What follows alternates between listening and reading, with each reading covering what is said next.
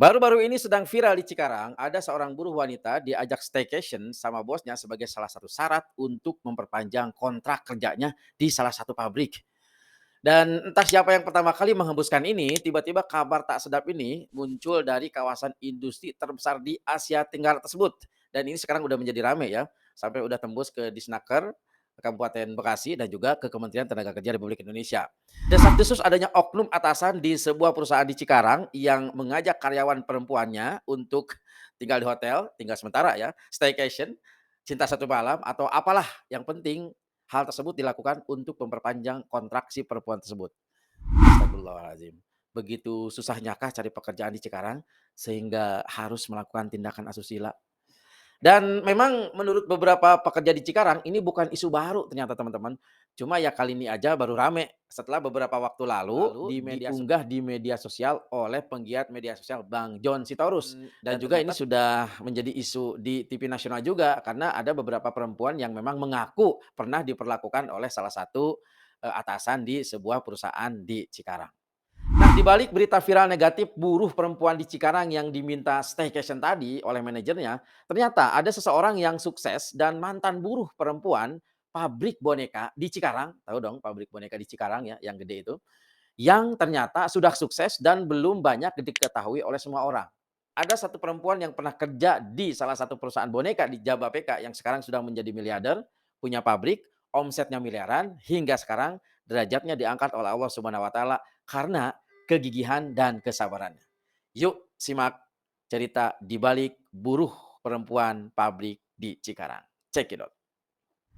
Dialah sosok Fatimah Az-Zahra, adalah seorang pengusaha di bidang produk kesehatan dan kecantikan berbasis herbal. Beliau juga adalah pemilik perusahaan yang berdiri sejak tahun 2012, yaitu PT Batrisia Herbal Indonesia.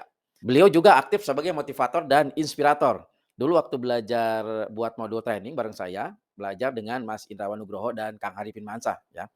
Dan perusahaannya pun tak main-main, ia bahkan menggandeng beberapa artis sosok public figure kondang seperti, Oka Stiana Dewi, Ria Ricis ya, Meisya Siregar, kemudian Fairuz Arapik, hingga Richa Ishak dan Olla Ramlan. Ini Olla Ramlan ya, saya ngefans juga nih sama beliau nih ya. Namun perlu dicatat teman-teman, ternyata Teh Fas ini tidaklah mendapatkan kesuksesan yang secara instan, melainkan step by step yang lantas diceritakannya secara detail lewat buku Omset Miliarder Tanpa Modal. Ini saya dikasih bukunya ya, dulu tahun 2009 waktu bareng belajar sama beliau. Yang diterbitkan oleh Gramedia tahun 2016 dan sekarang sudah menjadi bestseller. Dan dari awal karirnya, beliau pernah kerja di salah satu perusahaan boneka Barbie yaitu PT Mattel Indonesia di Cikarang sebagai buruh perempuan. Telfas adalah seorang wanita yang lahir dan besar di desa kecil di Kampung Citeras, Kecamatan Jawilan, Serang, Banten. Ini walaupun bapaknya seorang pengajar di Serang, tapi keluarganya hidup dalam kondisi yang sulit karena mengurus 6 anak termasuk Tehfas. Sehingga setelah lulus di SD, Tehfas harus ikut sama pamannya ke Lampung. Nah, ini salah satu untuk mengurangi beban orang tuanya yang di Serang, Banten. Nah, nasib malang bagi Tehfas ini saat di Lampung usia belasan, ternyata beliau sudah ditinggal bapak tercintanya menghadap ilahi. Saat itulah Tehfas menjadi anak yatim dan harus pulang ke Serang untuk membantu ibu dan mengurus adik-adiknya. Selepas sekolah Madrasah Sanawiyah, Fas yang anak yatim ini bersekolah di SMA Yatama Asafiyah, yayasan milik Tuti Alawiyah, salah satu mantan menteri peranan wanita masa Orde Baru. Lulus dari SMA di Asafiyah dengan susah payah, Tefas akhirnya mendapatkan pekerjaan yang salah satunya di pabrik Barbie boneka di Cikarang, yaitu PT Mattel Indonesia. Dan PT Mattel ini, Tefas ternyata pernah menjadi Putri Mattel tahun 2000 loh. Berarti dulu ada kontes Putri Mattel ya semenjak tahun 2000-an dan memang di Mattel itu memang cantik-cantik ya, karyawannya gitu ya. Dan beberapa tahun kemudian, Masa mengundurkan diri dari Mattel keluar dari zona nyaman, mencoba petualangan baru, hijrah ke ibu kota. Di sanalah beliau harus bertarung dengan kerasnya dan kejamnya kehidupan di ibu kota.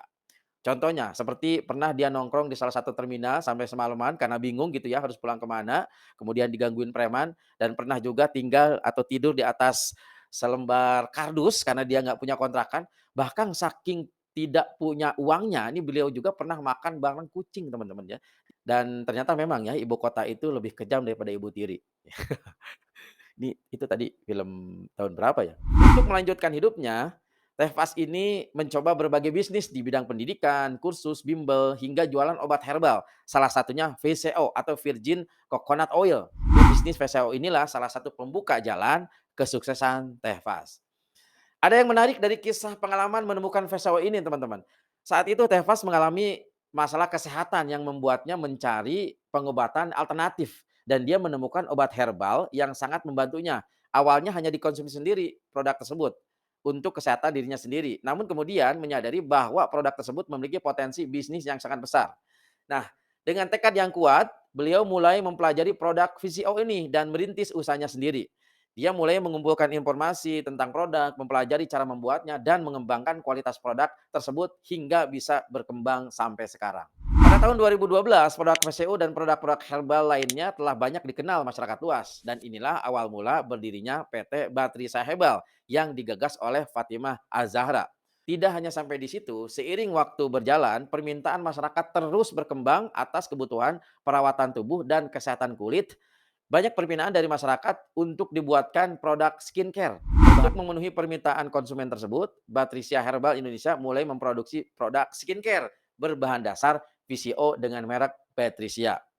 Saat ini usahanya telah berkembang pesat dan mulai mampu menggait brand ambasador papan atas. Ini salah satunya yang disebutkan tadi. Nah, selain itu, produk kesehatan dan kecantikan miliknya telah menyelenggarakan kontes kecantikan yang ditayangkan di salah satu stasiun televisi di Indonesia. Dan hingga saat ini, Batresia Herbal Indonesia diproduksi oleh dua pabrik, yaitu PT Gizi Indonesia yang telah puluhan tahun memproduksi kosmetik dan herbal yang kini telah diakuisisi oleh Tevas, yaitu PT Batresia Herbal dan PT ACL dengan produk omset miliaran rupiah. Kisah perjuangan Tevas ini membuktikan buat kita ternyata kesulitan dan keterbatasan bukanlah penghalang untuk meraih sukses.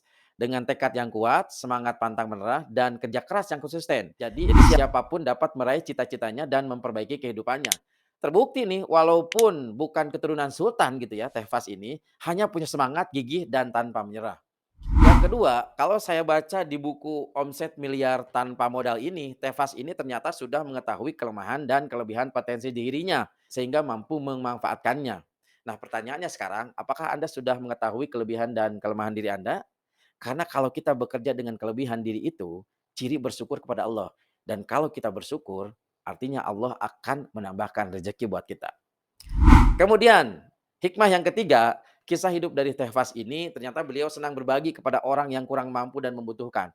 Bahkan di saat beliau kekurangan. Mungkin sekarang teman-teman berpikir, ya karena dia sekarang orang kaya, jadi mampu berbagi kemanapun. Jangan lupa ya, sejak dulu ketika Tehfas masih kerja di Cikarang, kemudian makan susah, cari kontrakan susah, untuk bayar kontrakan susah, dia rela berbagi sama orang lain loh, diceritakan dalam buku-bukunya. Itulah Allah kenapa memberikan rizki yang lebih besar kepada Tehfas ini.